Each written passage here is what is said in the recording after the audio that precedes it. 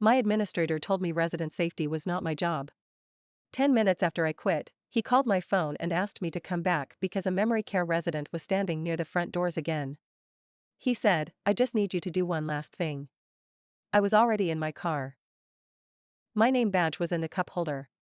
My keys were on his desk. My resignation email had been sent to him, HR, and the regional director with 4 attachments. So I did not turn around. I said, "Please put that request in writing." He hung up. That was the cleanest answer he could have given me. My name is Claire. I was 29, and I worked the front desk at a senior living facility that had assisted living, short-term rehab, and a locked memory care wing in the same building. I was not a nurse. I was not a CNA. I was not trained to redirect residents with dementia. I was not allowed to administer medication, restrain anyone, physically guide anyone, or make clinical decisions about whether a resident was safe. My job was the front desk. Phones, visitors, sign-in sheets, family questions, delivery logs, mail, badge stickers, appointment reminders, and the little plastic smile people expect from the first person they see when they walk into a care facility. That sounds simple until you understand what the front desk actually sits between. It sits between families and management. Between residents and exits. Between nurses who are short-staffed and administrators who want clean reports. Between what the brochure says and what happens at 6:17 on a Friday evening when the door alarm does not beep. I learned that part fast. Our building was called Willow Glen Residence. It looked calm from the outside. Brick walls, flower beds, a small fountain by the main entrance, and a lobby that smelled like coffee, floor cleaner, and the lavender candles families bought from the gift shop.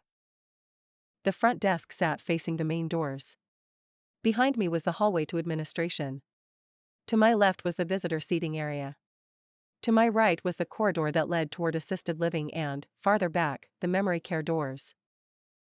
Those memory care doors were supposed to be secure. Supposed to be is the phrase that does all the work in this story. The memory care wing had a keypad entrance and a delayed egress alarm at the side exit. The main lobby doors were not part of the locked wing, but residents from assisted living and memory care sometimes ended up in the lobby during shift changes, therapy transport, family visits, or because someone held a door too long. When that happened, there was a procedure. Front desk notified nursing. Nursing redirected the resident. If a resident was known to wander, the care staff used the resident safety plan.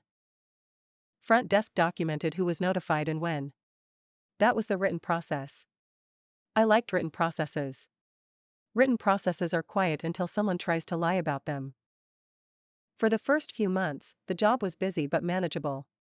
I answered phones, signed in families, printed visitor badges, called nurses for appointments, and kept the lobby from turning into a complaint box with carpet. The residents knew me. Some were sharp and funny. Some were lonely. Some repeated the same question every afternoon with the same worried look, and I answered it the same way because it cost me nothing to be kind. The hard part was not the residents. The hard part was management pretending kindness could replace staffing. Our administrator was named Brad.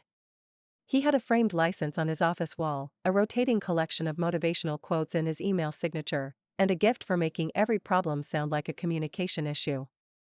If a nurse complained about having too many residents on one aide, Brad said, "Let's communicate priorities."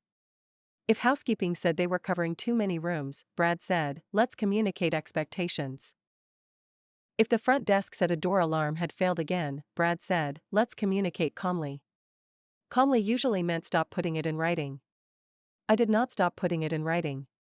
The first door incident happened on a Tuesday afternoon. A resident named Mr. Alvarez came out of the assisted living corridor wearing a cardigan, slippers, and the determined expression of a man who had decided the bus was late. He walked straight toward the main doors. I recognized him because his daughter visited every Sunday. He had memory issues, but he was not always in memory care. He had a habit of looking for a job he retired from 20 years earlier. I picked up the phone and called the nurse station. "Mr. Alvarez is in the lobby heading toward the front doors." The nurse said, "Can you stop him?" I said, "I can talk to him, but I need staff up front." I stepped around the desk and said, "Good afternoon, Mr. Alvarez. Are you waiting for your daughter?" He said, "I am late for work." I kept my body between him and the automatic doors without touching him. That matters. We were told not to block, grab, or physically redirect residents unless we were trained and authorized. The nurse arrived after about a minute and guided him back. I documented it in the lobby log. 2:14 p.m. Mr. Alvarez approached main entrance. Front desk called nursing. Nurse Kelly responded. That should have been boring. It was not. Brad came out of his office 20 minutes later and said, "We do not need every small thing in the log." I said, "The procedure says front desk documents resident safety notifications." He gave me the smile administrators use when they want you to feel dramatic. "Claire, resident safety is a nursing responsibility. Your job is to notify, not write a novel." That was the first sentence I saved. I emailed him a short follow-up. "Brad, just confirming after our conversation, front desk is responsible for notifying nursing if a resident approaches an exit, but resident safety and redirection remain nursing responsibilities, correct?" He replied 27 minutes later. "Correct. Resident safety is nursing's responsibility. Front desk should notify appropriate staff and continue normal duties." That email became the hinge of the whole story. At the time, it looked like he was protecting the chain of responsibility. He was really writing the boundary he would later need to erase. Over the next 6 weeks, the lobby became a pressure point. The facility was short-staffed, especially during shift change. Families came in after work. Dinner trays moved through. Therapy transport was late. The phones rang constantly because families wanted updates and nurses were too busy to answer. And the door alarm by the side corridor kept failing. Not every time. That was worse. A broken alarm gets fixed because people trust that it is broken.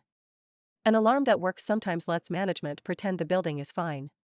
I submitted the first work order after I watched the side light flash without a sound. Maintenance closed it as checked, working at time of inspection. I submitted the second after a resident opened the door and the alarm made one weak chirp, then nothing. Closed again. Checked, working at time of inspection. The third time, I attached a timestamp from the camera monitor and wrote, "No audible alarm at front desk." That one stayed open. Brad did not like that. He came to the desk holding his tablet and said, "Why are you escalating maintenance tickets?" I said, "Because if the alarm does not sound at the desk, I cannot notify staff when someone exits." He said, "You are not responsible for monitoring memory care." I said, "Then who is responsible for the lobby during shift change?" He said, "Nursing." I said, "Can you assign someone to the lobby during shift change?" He said, "We do not have staff for that." I looked at him for a second because he had just created the entire problem out loud. Then I said, "Can you send that to me in writing?" He did not. Instead, he said, "You are making this harder than it needs to be." That is what people say when the paper is about to become honest. The next incident involved a woman named Mrs. Donnelly. She was small, quick, and convinced her husband was waiting outside in a blue truck. Her husband had been dead for 7 years.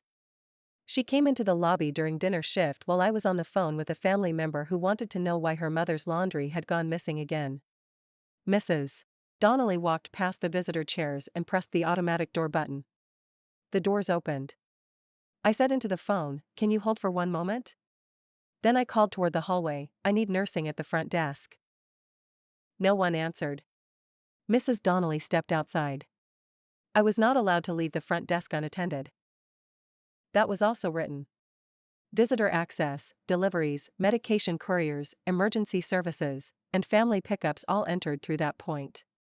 So I had 2 written rules in conflict. Do not leave the front desk unattended. Notify nursing for resident safety. There was no written rule saying an unlicensed receptionist should run into the parking lot after a memory care resident while a family member sat on hold and the front doors stayed open. But that is what Brad expected. I grabbed the cordless phone, stepped just outside the doors, kept Mrs. Donnelly in sight, and called the nurse station again. A nurse aide finally came running from the dining room and brought her back. The family member on the phone was still on hold. 3 visitors were standing in the lobby waiting for badges. One delivery driver had walked in and set a box of medication supplies on the desk without signing anything. I documented all of it. 5:43 p.m. Mrs. Donnelly exited main doors. Front desk called nursing twice. Front desk briefly stepped outside to maintain visual contact. Lobby unattended approximately 40 seconds. Visitors waiting. Medication delivery arrived during incident. That log entry made Brad angry. Not the incident. The entry. He called me into his office the next morning with the director of nursing, Tanya. Brad said, "This reads like you are blaming the facility." I said, "I am documenting what happened." Tanya looked exhausted. She was not my enemy. She had too many residents, not enough aides, and a boss who treated staffing math like a negative attitude. She said, "Claire, when someone is near the door, just call us." I said, "I did." Brad said, "And you left the desk." I said, "Because no one answered before she exited." He said, "Then you should have used judgment." There it was. Judgment. Vague is where bad managers like to live. I said, "Can you define what front desk is expected to do if a resident exits while nursing does not respond?"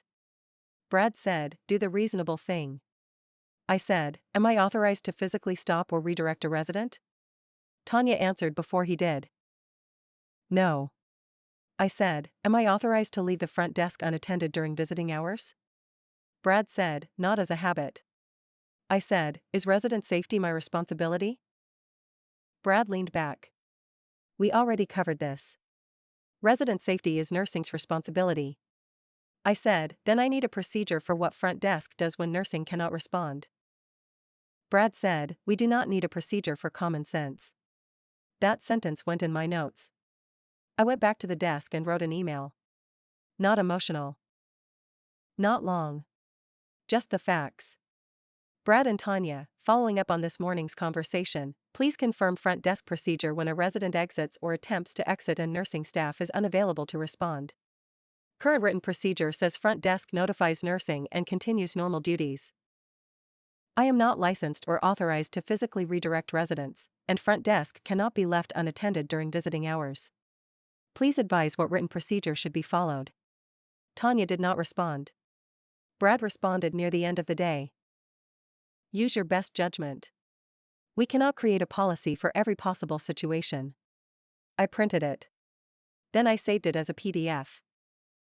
Then I forwarded it to my personal email because I had stopped trusting the building to keep records that made management uncomfortable. The week after that, things got worse. The site alarm failed twice. I submitted another work order and copied maintenance, Brad, Tanya, and HR. Maintenance replied, "Replacement sensor may be needed." Brad replied, "Please avoid alarming language until issue is confirmed." I stared at the email for a long time. Alarming language. About an alarm. I saved that one too. Then a family complained because their father reached the lobby with his coat on and no aide nearby. Brad told them the front desk had noticed and responded quickly. That was technically true, but it made my skin crawl, because the front desk was me, and I had been told the safety part was not my job. I asked HR for a copy of my job description. They sent it. Receptionist, administrative support, visitor screening, call routing, appointment coordination, clerical support. Nothing about resident supervision. Nothing about elopement response. Nothing about memory care monitoring. Nothing about leaving the desk to search hallways. That job description became attachment 1. The email where Brad said resident safety was nursing's responsibility became attachment 2. The open door alarm work order became attachment 3. The incident logs became attachment 4. I did not know yet when I would use them. I just knew I would need them. The breaking point was a Friday. Of course it was a Friday. Facilities like that always seem to crack right before the weekend, when regional managers are hard to reach and families show up with questions nobody wants to answer. I came in for the afternoon shift and found the lobby already tense. The morning receptionist had left a sticky note on the monitor. Site alarm chirped twice, then stopped. Maintenance aware. That was not an official handoff. So I made it one. I emailed maintenance and copied Brad. At shift start, front desk received note that site alarm chirped twice and stopped. Please confirm whether the alarm is active and audible at front desk. Maintenance replied, "Still checking. Sensor intermittent." Intermittent is another word that means everyone should be nervous. Before the shift got busy, I opened the visitor binder and added a note to the front desk communication sheet. Side alarm intermittent per maintenance. Nursing should be notified immediately for residents near exit. Front desk not authorized for physical redirection. I did not write that to be dramatic. I wrote it because the evening receptionist was 19, part-time, and had been trained on the phone system for half an hour by another receptionist who quit 2 weeks later. She did not know which residents were exit risks. She did not know the difference between assisted living and memory care assignments. She knew how to print a badge and transfer a call. That was the point. The facility kept treating the desk like a safety net, but the net was made of people who had never been given the job, the training, or the authority. At 4:32, a family member came in and asked why there was no staff member in the lobby during dinner transition anymore. I told her I could not discuss staffing, but I could notify administration. She said, "My mother was at the doors yesterday." I wrote her concern on a family communication form and sent it to Brad. He replied from his office. "Please direct family concerns through normal channels and avoid creating panic." That email went into the folder too. By then, my folder had become a quiet little museum of sentences Brad probably wished he had not written. At 4:58, the phone started ringing. A family wanted to know if their mother's prescription had arrived. A hospice nurse needed to be buzzed in. A delivery driver had a box for the medication room. 2 visitors were waiting for badges. At 5:06, Mr. Alvarez appeared in the lobby with his coat zipped up and a paper napkin folded in his hand like a ticket. He walked toward the doors. I called the nurse station. No answer. I called the memory care desk. No answer. I called Tanya's office. No answer. I kept my voice calm and said to Mr. Alvarez, "Your daughter is not outside yet. Let's wait in the chairs." He said, "I am going to miss the bus." Then the hospice nurse at the desk said, "Do you need me to get someone?" I said, "Please find a nurse." She went down the hall. That was a visitor doing the facility's emergency communication because the actual system had failed. I documented that too. When an aide finally arrived, she was out of breath and angry, not at me, just at the whole impossible building. She guided Mr. Alvarez back. The lobby settled. Then Brad came out and said, "Why was a visitor sent into the care hallway?" I said, "Because nursing did not answer and a resident was at the exit." He said, "You cannot send visitors looking for staff." I said, "Then I need a procedure for when staff does not answer." He said, "Claire, I need you to stop acting like every moment is a liability event." I looked at the open work order on my screen. Then I looked at the visitor log. Then I looked at him. I said, "It is a liability event." He told me to take 10 minutes and calm down. I used 7 of them to write my resignation. It was not dramatic. No speech. No insults. No paragraph about my mental health. Just a clean, dated email. Brad, HR, and Regional Director Ellis, effective immediately, I resign from my position as front desk receptionist at Willow Glen Residence. My role does not include licensed resident supervision, memory care monitoring, physical redirection, or elopement response. I have repeatedly requested written procedure for resident exit events when nursing staff is unavailable or when door alarms are not functioning. No written procedure has been provided. Attached are my job description, the administrator's confirmation that resident safety is nursing's responsibility, the open maintenance work order regarding the intermittent door alarm, and front desk incident notes from recent resident exit events. For resident safety and for my own protection, I cannot continue serving as the untrained person responsible for filling that procedural gap. I read it twice. Then I sent it. Then I printed 1 copy and placed it on Brad's desk with my keys. He was on a call. I did not interrupt. I walked back to the front desk, told the evening receptionist that I had resigned and Brad had my keys, and left through the main doors. The air outside felt too cold and too clean.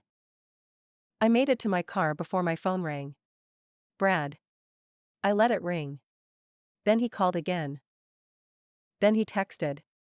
"Need you to come back in. We have a resident in lobby and evening desk is not comfortable handling him. Just one last thing." There it was. The whole story in 3 sentences. Need you. Resident in lobby. One last thing. I took a screenshot. Then I replied, I am no longer on shift and have resigned effective immediately. Please contact licensed care staff or the administrator on duty for resident safety response. He called again. This time I answered because I wanted the record to be complete. He said, Claire, do not make this difficult. Just come back and help them get him away from the doors. I said, resident safety is nursing's responsibility. You confirmed that in writing. He said, this is not about policy. This is about a human being. That was when I got very calm. Because people who ignore safety systems love to borrow morality after the system fails. I said, then call the people authorized to handle resident safety. He said, you are right outside. I said, I am no longer an employee. He said, I just need one last thing. I said, please put that request in writing. He hung up. I forwarded the screenshot and call time to HR and Ellis, the regional director. Subject line, post-resignation request to return for resident safety response. I wrote one sentence. Brad contacted me after my immediate resignation and requested that I return to assist with a resident in the lobby, despite prior written confirmation that resident safety is nursing's responsibility and despite my lack of licensure or authorization for resident redirection. Then I drove home. I did not sleep much that night. I am not going to pretend I felt nothing. A resident was involved. That part was real. These were not boxes on a spreadsheet. They were people with families and histories and fear inside their confusion. But that was exactly why the facility needed a real system. Not a receptionist with a phone in one hand and a visitor badge printer in the other. The first reply came from HR at 8:12 p.m. Received. Please do not return to the facility unless contacted by HR. The second came from Ellis at 8:36. Claire, thank you for forwarding. We will review immediately. Brad did not email me. He did something worse for himself. He wrote an incident note saying front desk abandoned post during resident safety concern.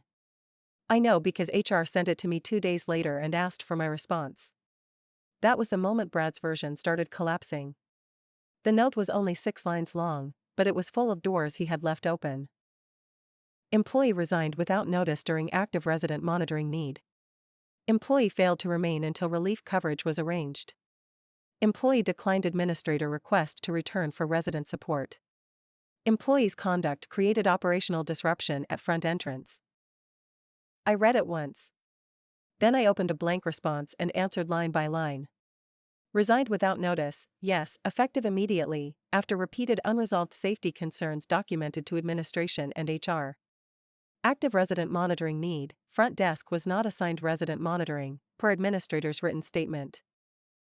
Relief coverage, administrator had keys and authority to assign licensed or trained staff. Resident support, I was no longer an employee and had no authorization to provide resident safety response. Operational disruption, the disruption existed before my resignation, as shown by work orders, unanswered nursing calls, and incident logs. I did not add adjectives. I did not call him reckless. I did not say he was trying to blame me. I just put his note beside the file and let the dates do the work. The note said I left during an active resident safety situation. My resignation email was time-stamped before his text. The note said I failed to notify management of safety concerns. My email had 4 attachments documenting weeks of safety concerns. The note said I refused to assist with resident redirection. His own prior email said resident safety was nursing's responsibility and front desk should notify appropriate staff and continue normal duties. The note said I created confusion for evening staff. The evening receptionist wrote a statement saying she was uncomfortable because she had also never been trained or authorized to redirect residents. That part mattered. It proved the gap was not me. It was the desk. Regional came in the next week. Not for me. I was already gone. They came because a facility cannot have an administrator admitting in writing that resident safety belongs to nursing, while also relying on unlicensed front desk staff to manage exit risks when nursing does not respond. Ellis interviewed Tanya, maintenance, HR, the evening receptionist, and at least 2 aides. She pulled the work orders for the side alarm. She pulled the visitor logs from the times I had documented incidents. She pulled the camera timestamps for the lobby. I only know because HR asked me to answer follow-up questions by email.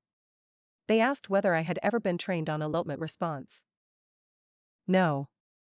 They asked whether I had ever been authorized to physically stop or redirect residents. No. They asked whether I had requested written procedure. Yes. Attached again. They asked whether the front desk was allowed to be left unattended. No. Attached job description and visitor access procedure. There is a strange kind of relief when the questions finally match the problem. For weeks, I had been treated like I was making noise. Then the regional questions turned the noise into a checklist. Training. Authority. Coverage. Alarm. Procedure.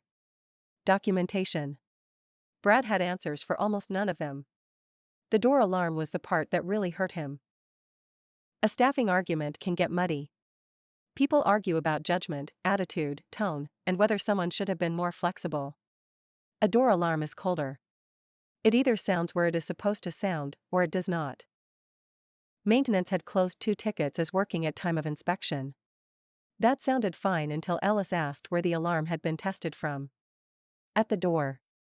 Not at the front desk. That meant maintenance had confirmed the device could make noise near the device, but not whether front desk could hear it while answering phones, printing badges, and buzzing in visitors. The procedure did not say the alarm had to make a tiny noise somewhere in the building. It said front desk would be alerted.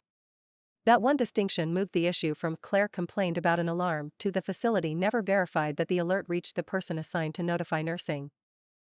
That was exactly the kind of sentence regional managers understand. Because once you write it that way, it is not a personality conflict. It is a failed control. Ellis also pulled the phone logs. I had not even thought of that. The phone system showed incoming calls at the same times I had documented residents in the lobby. It showed I was on a family call during Mrs. Donnelly's exit attempt. It showed I called the nurse station twice before stepping outside. The call log did something my memory could not. It proved I was already doing my actual job when management expected me to quietly do another one. That changed the tone of the review. The question stopped being, why didn't Claire help? It became, why did the facility design a safety process that depended on the receptionist being available, unoccupied, trained, physically able, and willing to leave the desk? That question did not have a friendly answer. The policy update went out 11 days after I quit. A former coworker sent me a photo of it, and HR later sent a formal copy because I had been part of the incident review. It said front desk staff were not responsible for resident supervision or redirection. It said any resident approaching an exit required immediate response from assigned care staff. It said shift change coverage had to include a designated lobby responder. It said door alarm failures had to be escalated same day and could not be closed as working unless tested from the front desk. It said front desk employees were to document notification times, not replace care staff. That last line was mine. Not officially. But I knew. Front desk documents notification times, not replace care staff. That was the sentence I had been trying to make them say for 2 months.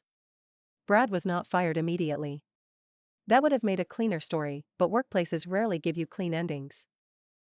He was placed under regional oversight. His incident notes had to be reviewed by HR. Staffing changes for shift change had to be approved by Ellis for 90 days. Maintenance tickets involving door alarms went to regional automatically. That was enough. He did not need to be dragged out for the rule to win. The part of the system he had been using to hide the risk was taken away from him.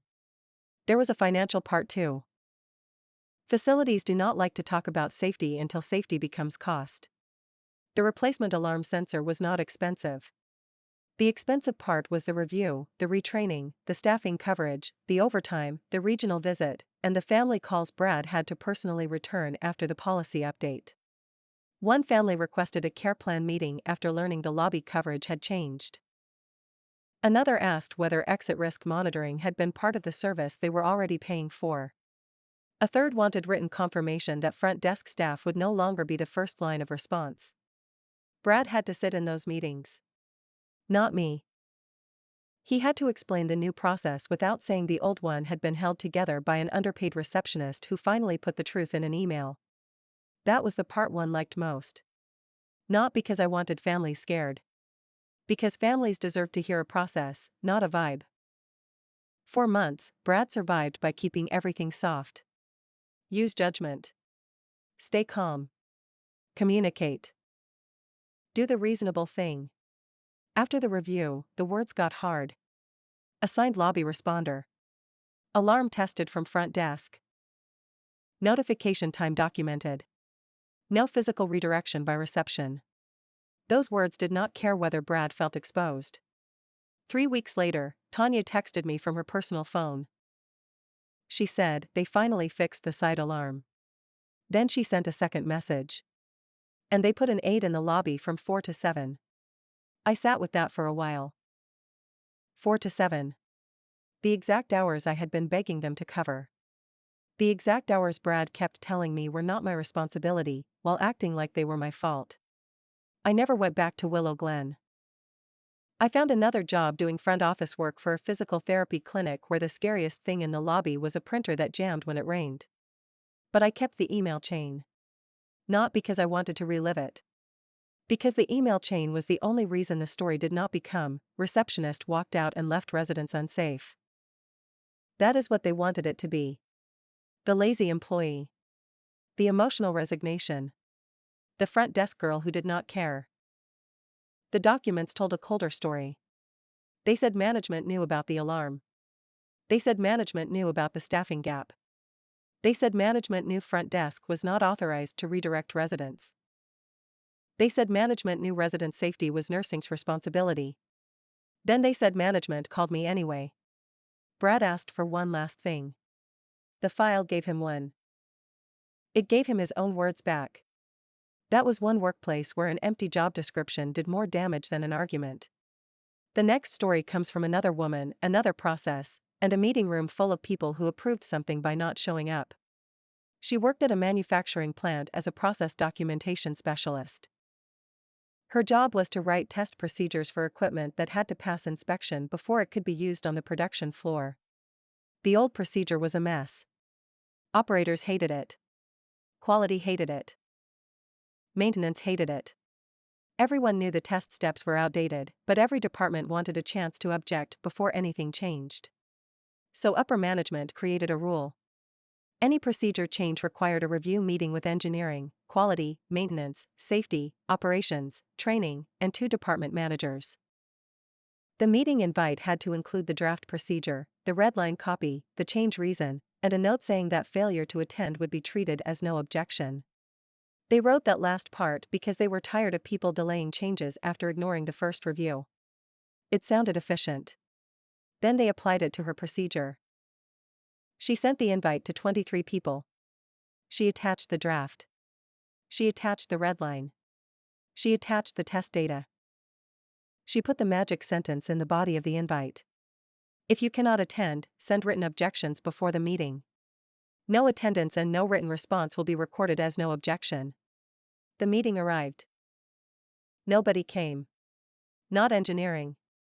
Not quality. Not maintenance. Not safety. Not operations. The conference room had 12 empty chairs and one speakerphone blinking at nobody. She waited 10 minutes. Then 15. Then she took a photo of the empty room, opened the attendance sheet, and wrote the cleanest meeting minutes of her career. Procedure review held as scheduled. No attendees present. No written objections received before meeting. Per review rule, all invited departments recorded as no objection. Procedure approved for release. Then she released it. The new procedure went live the following Monday. That was when everyone suddenly had opinions.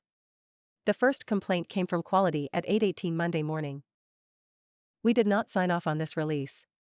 She replied with the meeting minutes. The second came from maintenance at 8:41. We needed to review tooling impact. She replied with the invite that had the red line copy attached. The third came from operations at 9:05. This should have been discussed before implementation. She replied, it was scheduled for discussion Thursday at 2 p.m. In conference room B. By 10:30, her manager called and said the plant manager wanted everyone in a conference room. This time, everyone showed up. That was how she knew the rule had worked. Quality said they never approved it. Maintenance said they needed more time. Operations said the rollout was too fast. Engineering said the test order should have been discussed. She replied with the meeting invite, the attendance sheet, the empty room minutes, and the rule management had written. No attendance and no written response will be recorded as no objection. The plant manager asked why she did not reschedule. She said, the rule did not say reschedule. It said record no objection. That line ended the argument faster than any explanation. Someone from engineering said, you knew nobody was there. She said, yes. That is why I recorded attendance. Someone from quality said, you should have known silence did not mean approval. She opened the review rule and read the sentence management had added. No attendance and no written response will be recorded as no objection. Then she said, I knew exactly what silence meant because the rule defined it. Nobody liked that answer. But nobody could call it wrong. The procedure stayed live. The funny part was that it worked. Operators liked it better because the steps were clearer. Quality stopped getting incomplete forms. Maintenance liked the new inspection hold point because it caught a recurring sensor issue earlier. The only people embarrassed were the ones who wanted the power to block a process without doing the work of reviewing it. Management changed the rule later. Of course they did. Suddenly critical procedure reviews required at least one representative from quality and one from operations before release. That was fine. She had no objection to a better rule. She only objected to being blamed for following the rule they already wrote. The empty room did exactly what empty rooms do. It stayed silent. And according to management's own procedure, silence was approval.